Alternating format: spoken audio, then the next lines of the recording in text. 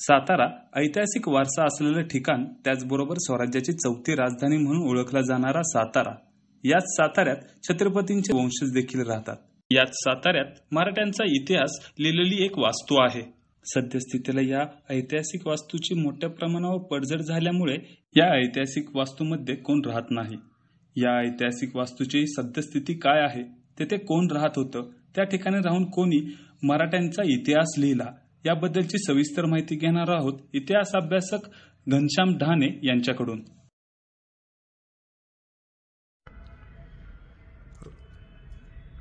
नमस्कार, मी इतिहास अभ्यासक घनश्याम ढाणे.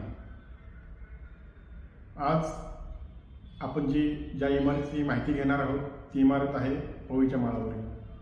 या इमारतीला एक जादुई इतिहास आहे.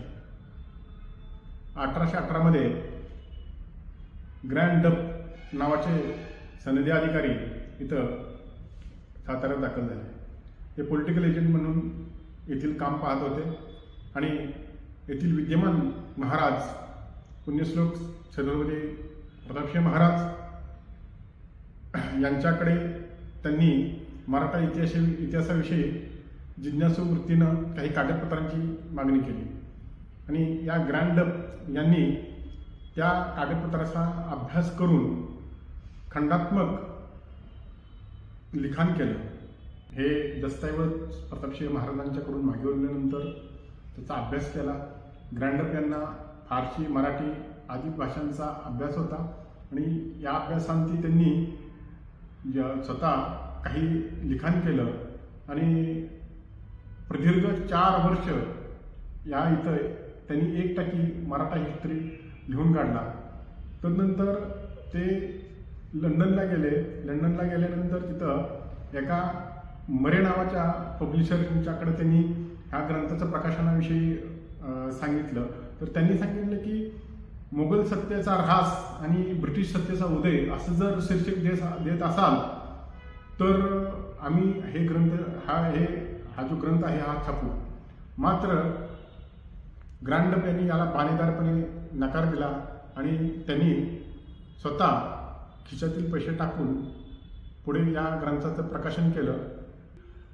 खरं तर ही जी इमारत आहे ही इमारत काळाच्या ओघात याला अनेक फाटे फुटले. कोणी या इमारतीला भूत बंगला किंवा अन्य काही संबोधत होतं. मात्र हेही तितकंच खरं आहे की इथं मराठा इतिहासाची सुवर्णपानं इथं लिहिली गेली. ज्या इमारतीमध्ये मराठ्यांचा इतिहास लिहिला गेला, अभ्यासला गेला, त्या इमारतीचं जतन व्हावं, त्याचं संवर्धन व्हावं हीच एक इतिहास अभ्यासक म्हणून अपेक्षा. याच वास्तूमध्ये ग्रँड डप वास्तव्याला होते. ती वास्तू आता मोडकळीस आली असली तरी सद्यस्थितीला या वास्तूचा ताबा PWDच्या अधिकाऱ्यांकडे आहे. मात्र सातारकरांना या वास्तूंचा इतिहासाचा विसर पडला आहे. त्याचबरोबर या वास्तूवर अनेक सोशल मीडियाच्या माध्यमातून भूत बांगला, पडके घर म्हणून संबोधलं जाऊ लागलं असलं तरी मात्र या वास्तूचा खूप मोठा इतिहास असल्याचं देखील इतिहास अभ्यासक घनश्याम ढाणे यांनी सांगितलं आहे. त्याचबरोबर या वास्तूचं जतन देखील होणं गरजेचं असल्याचं त्यांनी सांगितलं आहे. न्यूज 18 लोकलसाठी शुभम बोडके, सातारा.